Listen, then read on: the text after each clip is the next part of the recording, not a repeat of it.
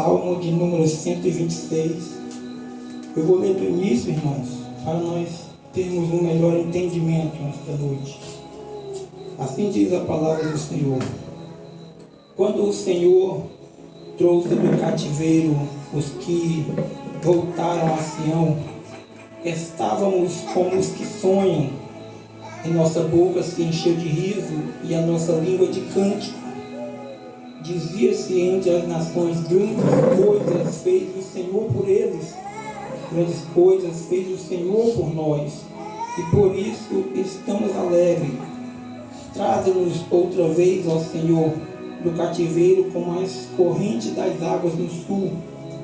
Os que semeiam em lágrimas cegarão com alegria.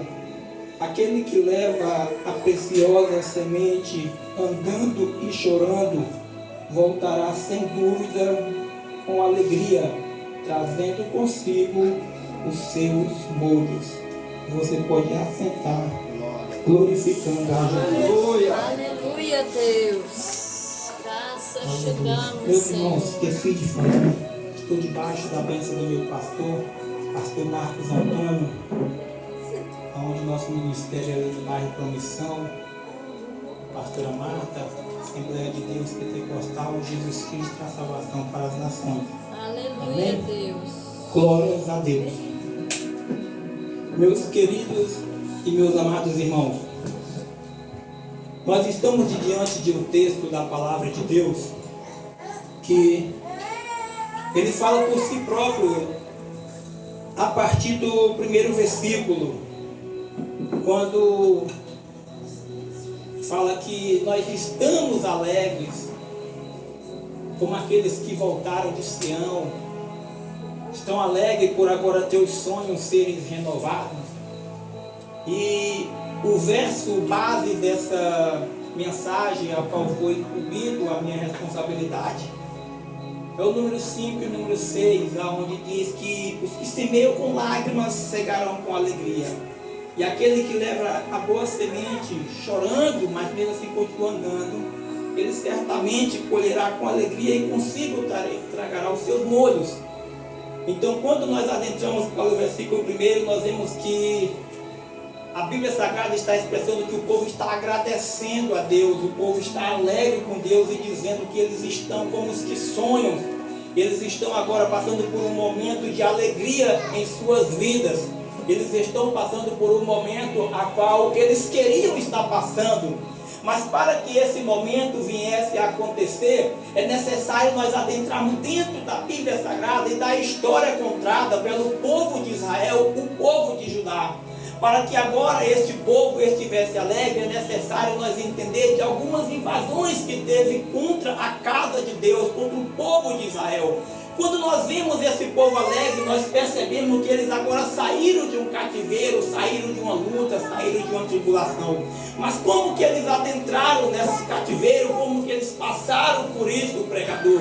Quando nós adentramos dentro da Bíblia Sagrada, nós vemos em suas entrelinhas que o povo de Israel, este mesmo povo que agora se encontra alegre, ele teve o seu lugar, o seu país invadido por 3 vezes dentro da história por um rei chamado Nabucodonosor. E se nós reclinarmos as nossas atenções, nós percebemos que a primeira invasão, a casa de Deus, a casa de Israel e em Jerusalém, ela aconteceu no ano de 605 a.C. E segundo a Bíblia, nessa primeira invasão, foram levados cativos para a Babilônia alguns nobres, alguns rapazes inteligentes, de boa aparência, sem defeito algum. Dentro deles nós percebemos Daniel, Misael, Azarias e Ananias. Eles foram um dos primeiros a serem levados cativo. A segunda invasão que acontece a Jerusalém e ao povo de Deus, ele vai acontecer ali no ano de 597 a.C. E segundo a Bíblia Sagrada, nessa segunda invasão, foi ali levado cativo o profeta Ezequiel. E algumas das Bíblias, e outras Bíblias não confirmam, mas algumas passam a entender que foi justamente nessa segunda invasão que o profeta Ezequiel teve ali a sua família morta, teve ali a sua família levada, e ele fica sozinho. E na terceira e última invasão, que acontece por Nabucodonosor, a Bíblia vai expressar em suas entrelinhas do livro de Daniel, capítulo de número 1, que nessa última deportação, Israel agora é invadida, a casa do Senhor ela é invadida, as muralhas da cidade é derrubada, os murais, as portas são queimadas, e agora Jerusalém, a casa de Deus e o povo de Israel encontra-se em ruínas. E por que agora que o povo é levado cativo por Nabucodonosor à Babilônia? Se nós adentrarmos nas entrelinhas da Bíblia, nós entendemos que Deus só permite acontecer isso com o teu povo pelo fato de cometerem apostasia, o ato de se distanciar-se dos mandamentos de Deus. O povo agora passou a ser um povo rebelde, o povo agora passou a ser um povo e que estava dando trabalho para Deus, não seguia seus mandamentos. É por isso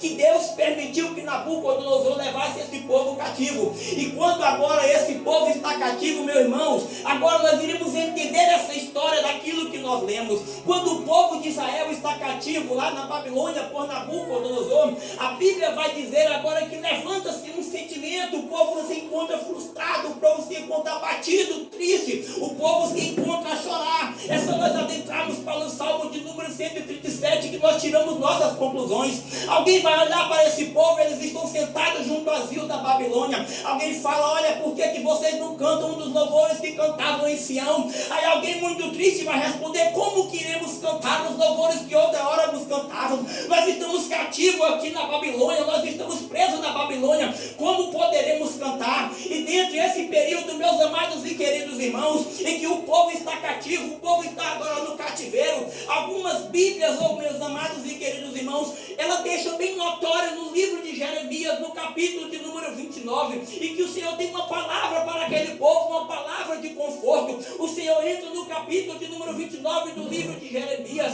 e o Senhor vai dizer, olha, não fiquem tristes, não fiquem abatidos, porque eu ainda tenho algo na vida de vocês. Passados-se 70 anos de cativeiro, vocês sairão deste lugar, e eu novamente o transportarei para a terra de Sião, para a terra que outra hora vocês estavam. Mas quando essa profecia é deliberada para o povo de Deus, o inimigo ele vai se levantar, porque o inimigo agora percebe que a palavra de Deus, uma profecia da Bíblia lançada, ela tem que se cumprir, ela tem que acontecer, porque pode passar os céus e a terra, mas a palavra de Deus ela não passa. Quando o inimigo percebeu que o povo voltaria para Sião, o povo voltaria a adorar, o povo voltaria a glorificar, levanta-se, meus amados e queridos irmãos, um falso profeta, capítulo de número 28 do livro de Jeremias, um homem por nome de Hananias vai se levantar, vai olhar para esse povo cativo e dizer, não se preocupem, fiquem tranquilos,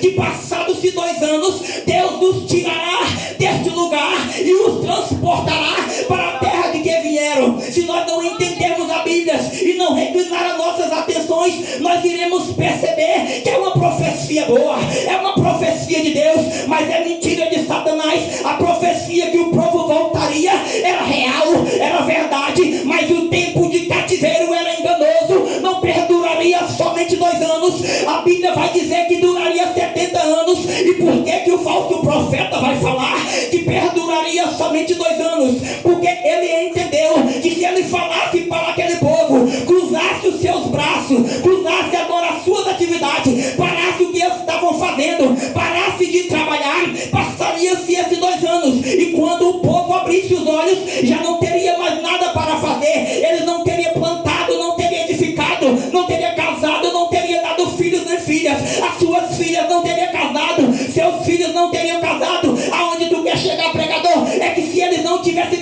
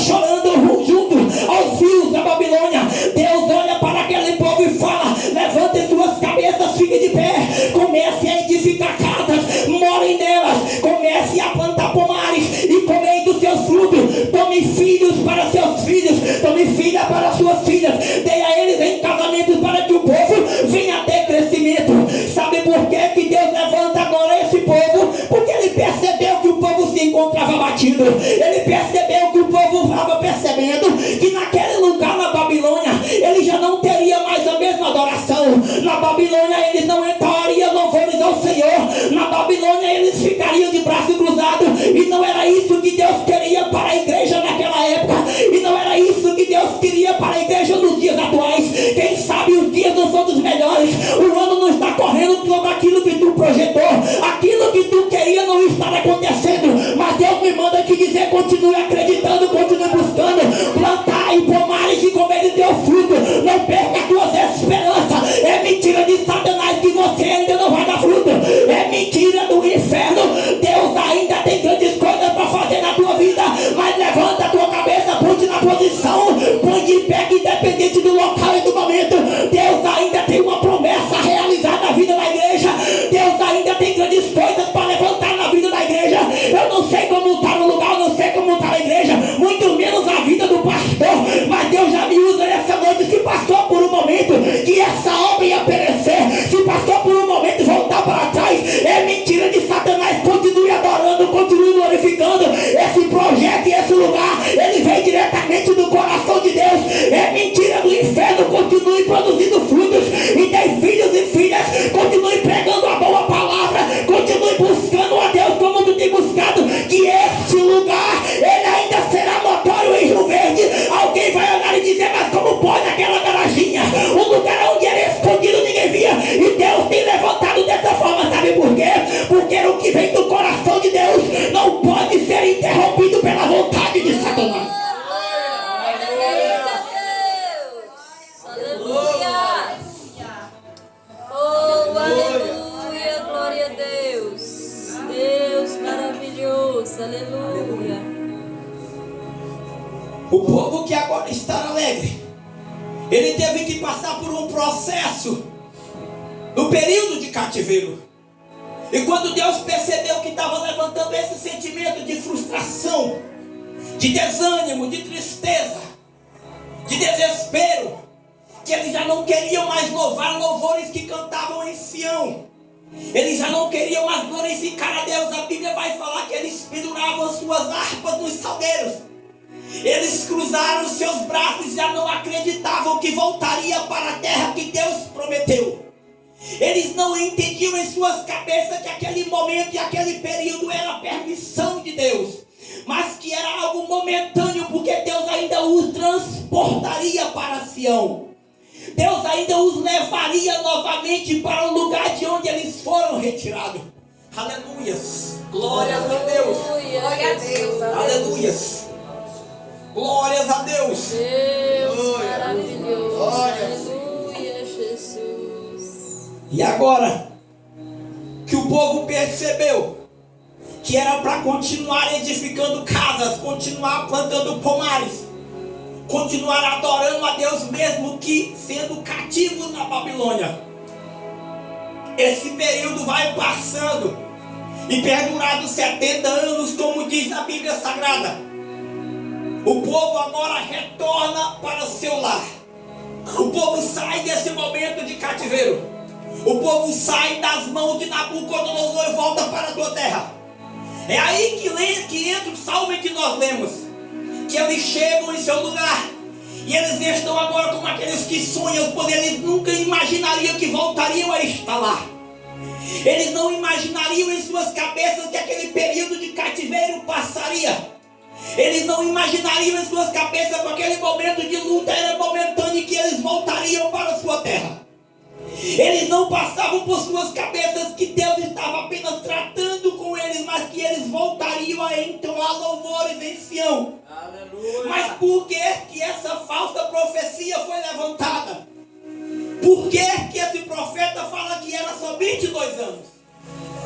Para o povo cruzar os seus braços, para o povo deixar de edificar.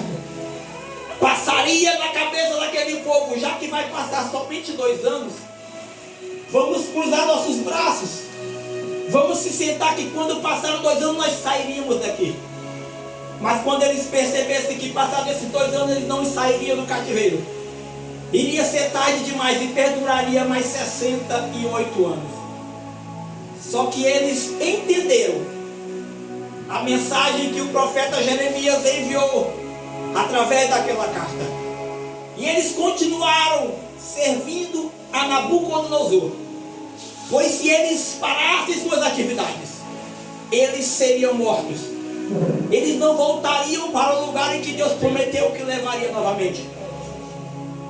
Não é assim nos dias atuais. O mundo está a grande Babilônia. Os tempos não são dos melhores. E quantos de nós que se dizem crente falam: eu já não acredito mais nisso, eu já não acredito mais nessa profecia, nessa promessa. Muitos crentes desenganados passando por esse mesmo povo que estavam no cativeiro, desiludidos, sem esperança, sem vontade de viver. As lutas tomaram conta de si. Eles já não acreditam nas promessas que outra hora Deus fez. Eles cruzaram seus braços e pararam com as suas atividades. Quantos ministros do Evangelho, quantos sacerdotes de Deus estão estagnados por acreditar, ou por estarem desacreditados daquilo que Deus prometeu? Outras pessoas que pregavam com autoridade da vida de Jesus agora já não acreditam. Alguém olha para a igreja de Deus e fala: a igreja está esfriando, é notório, estão desacreditados, estão sem ânimos, as pessoas estão se corrompendo. No meio evangélico, no meio da igreja, onde mais acontecem essas coisas, as pessoas se corrompem. Então quem está de fora olha e fica desenganado, sem esperança. Se é de lá do altar que tem que vir o exemplo, como que isso pode estar acontecendo? Aí as pessoas olham para cá e desviam os seus olhares. Eu não quero ser crente se for para ser desse jeito. Eu não quero adorar se for para ser dessa forma. As pessoas estão vendo o erro dentro da igreja e estão desenganadas do Evangelho, estão desacreditadas do Evangelho. Mas a promessa de Deus ainda está de pé. O que Deus prometeu para a igreja há de se cumprir, querendo o inferno ou não. Quando Deus quer agir, ninguém pode impedir. Quem sabe não era a palavra que você queria ouvir, mas era o que Deus tocou no meu coração. É momento da igreja voltar a ter fé. É momento da igreja voltar a buscar como outra hora buscava. É momento da igreja de Deus tomar a posição. É momento da igreja de Deus voltar a ter fé, não só por palavra, mas por acreditar que Deus ainda está mandando o teu filho para buscar a igreja de Deus. Enquanto muitos estão desviando os seus olhares, muitos estão desistindo dos seus chamados, muitos estão entregando os seus ministérios desacreditados por briguinhas bobas, por desavenças bobas. Eles esquecem do altar, esquecem que outra hora Deus já usou, e eles abandonam o seu chamado, abandonam o teu ministério. Mas Deus te traz aqui hoje para ouvir essa palavra. Eu ainda quero te usar, filha. Eu ainda quero te usar, filho. Eu ainda tenho saudade dos louvores que cantavam em Sião. Eu tenho saudade do momento em que me buscava no monte. Eu tenho saudade do teu jejum. Eu tenho saudade da tua oração. É momento de te colocar de pé na posição. É momento de te levantar como profeta novamente. Eu te chamei como profeta das nações.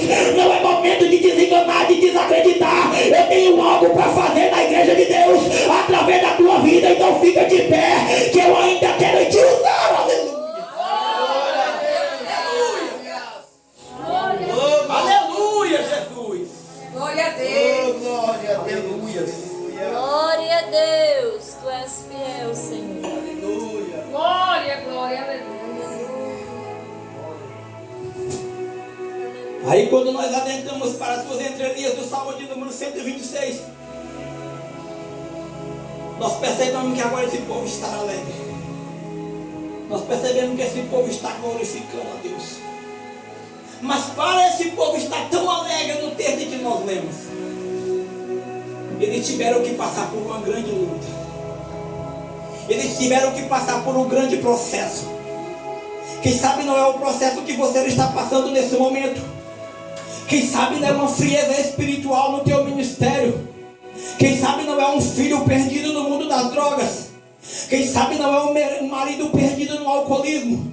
Quem sabe não é um casamento à beira da separação. Quem sabe não é um laudo do médico dizendo que tua causa lá não tem mais jeito. Quem sabe é algo na justiça que você declara como perdido.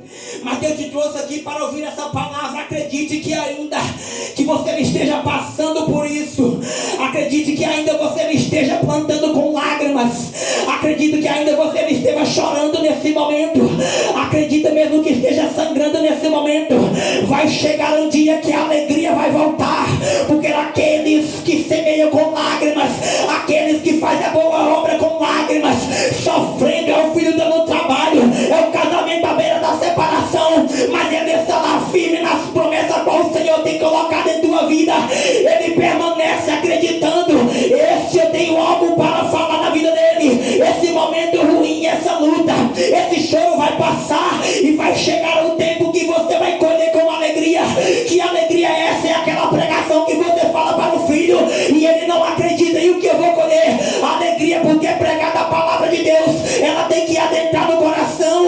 Paulo vai expressar na carta aos Hebreus, capítulo de número 4 e no verso de número 12. A palavra de Deus, ela é viva e eficaz, e ela é mais penetrante do que qualquer espada de dois gumes, e penetra entre a divisão da alma e do espírito, das juntas e medulas. Ela está apta para discernir os pensamentos e a intenção do coração. Eu não peguei pregador, tu vai pegar, que eu vou expressar de uma forma que tu entenda. Sabe aquele que diz que não pisa na igreja, aquele que você tem tanto orado, aquilo que tu tem tanto pedido, ele fala: eu não vou, eu não quero, eu não acredito. A palavra de Deus, a semente está sendo plantada e ela vai entrar no coração. E alguém que se dizia que não entrava aqui, você vai contemplar com teus próprios olhos ele pregando a palavra em todo louvor, falando de Jesus Cristo, glorificando o nome daquele que é digno de toda honra, de toda glória e de todo louvor, porque essa palavra ela não volta vazia. Ela não volta vazia, igreja de Deus. Quem sabe eu estou pregando para alguém que entrou aqui desenganado. Este é meu último culto, eu já não tenho mais desejo, mas hoje a palavra vai entrar no teu coração, a chama voltará a arder continuamente, e quem começou a boa obra na tua vida, ele é fiel para terminar.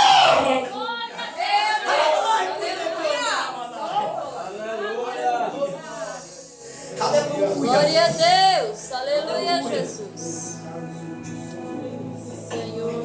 Porém, meus amados e queridos irmãos, eu consigo entender de algumas pessoas estagnando, algumas pessoas parando. Eu também sou ser humano, certa vez dá vontade de parar, de vez em quando dá uma vontade de entregar o ministério, de vez em quando dá uma vontade de entregar o dono e falar: eu não quero, é doloroso, é muito sofrimento, é calúnia levando, é calúnia levante, eu já não quero isso para mim.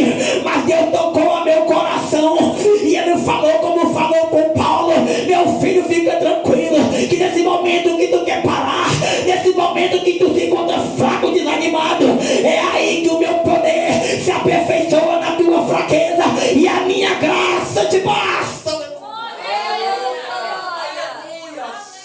Aleluia. Aleluia. Eu poderia muito bem abrir a minha Bíblia e falar para vocês que servir a Deus é só bonança, servir a Deus é só vitória, servir a Deus não tem luta, mas seria mentira da minha parte.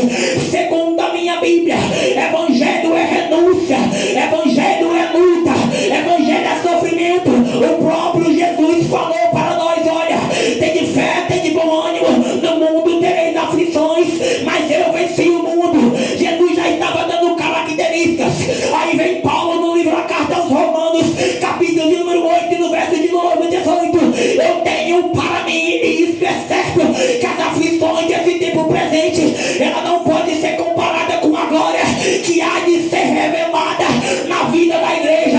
O que Deus está dizendo é: continue na posição, mesmo que sangrando, mesmo que chorando. Há um lugar reservado para a igreja, há um lugar reservado para a tua vida, e lá já não vai mais ter choro, lá não vai mais ter pranto, lá não vai mais ter tristeza, porque ele enxugará dos vossos rostos todas as lágrimas. Aleluia. Aleluia, Jesus.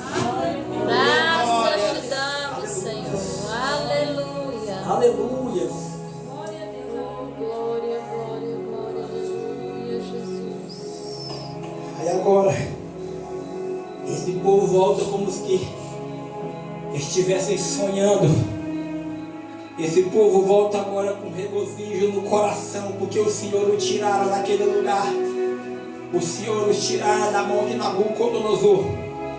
E agora alguém que se encontrava antes sem sonhos, desacreditados, dando-se como derrotados, como perdidos, aflitos em terras estranhas, agora regozijavam-se porque o Senhor os tirou com o braço forte das mãos de Nabucodonosor. Não é assim que vai acontecer com a vida da igreja. Não é assim que irá acontecer com cada um de nós que permaneceram, que não desistimos em meio às aflições, que não desistimos em meio às lutas, que não paramos em meio às adversidades. É o mesmo que irá acontecer, eu posso conjecturar.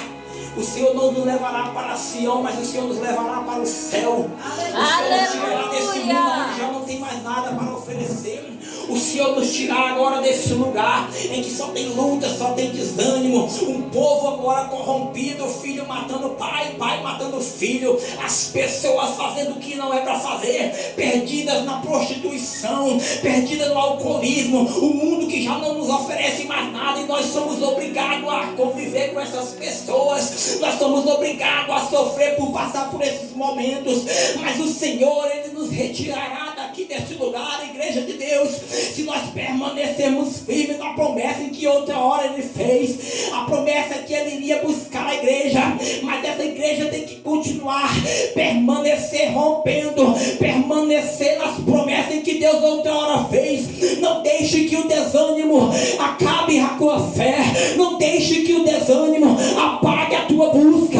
Não deixe que a luta te tire do foco. Não deixe que o dinheiro entrando no bolso te tire da presença de Deus. Não deixe que as tribulações façam que você desista, desanime. Não, permaneça, meus irmãos, que esse lugar a qual entra a igreja, ele é bonito, ele é lindo.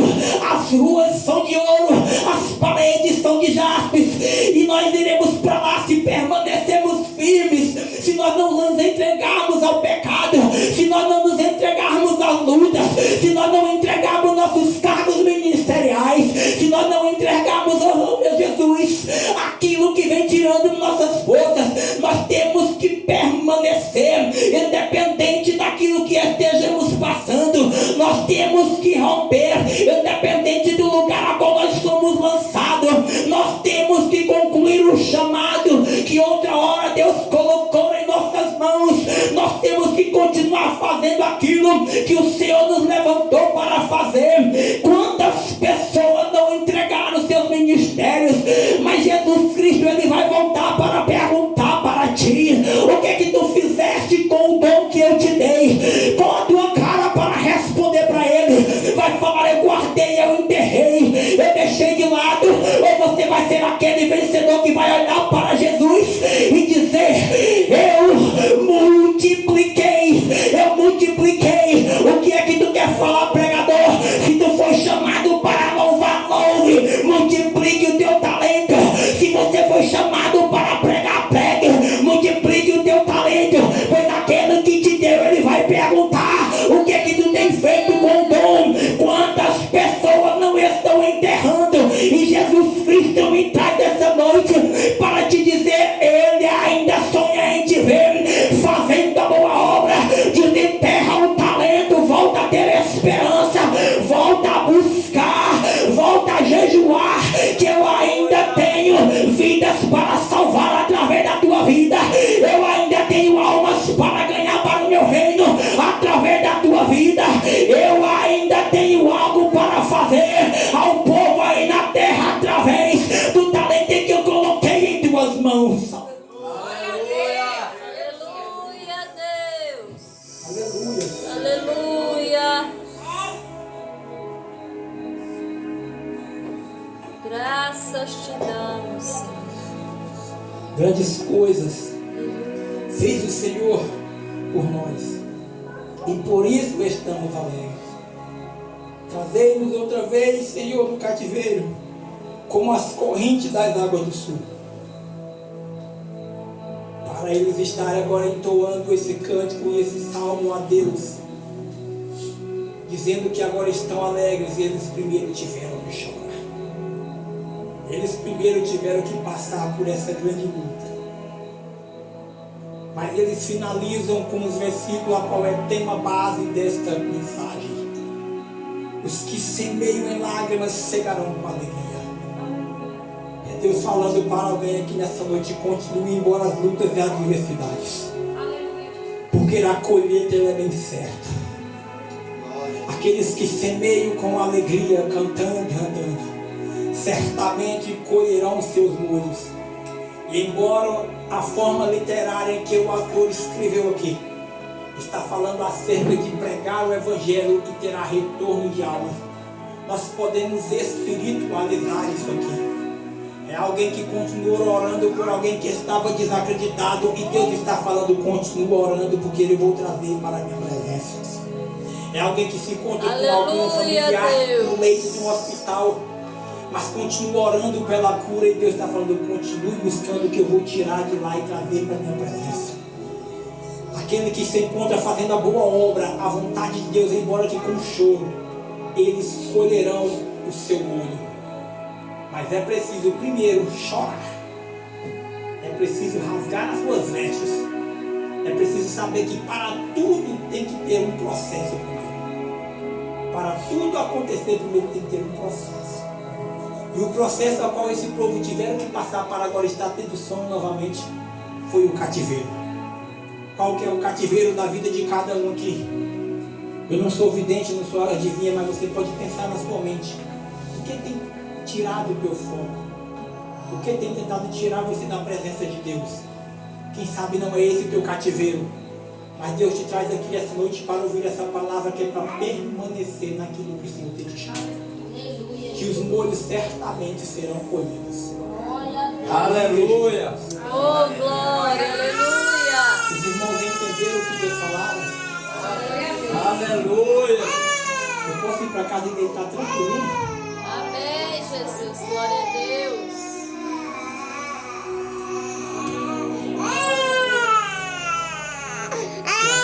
O Senhor tem me usado. Se eu falar algo mais, será da minha parte. Eu não quero falar nada que vem aqui, somente de Deus. Mas o pastor, ele me deu a liberdade de estar convidando a irmã para louvar novamente. Louva aqui, minha querida. Aleluia, Deus. Deus fiel, aleluia. Glórias a Deus.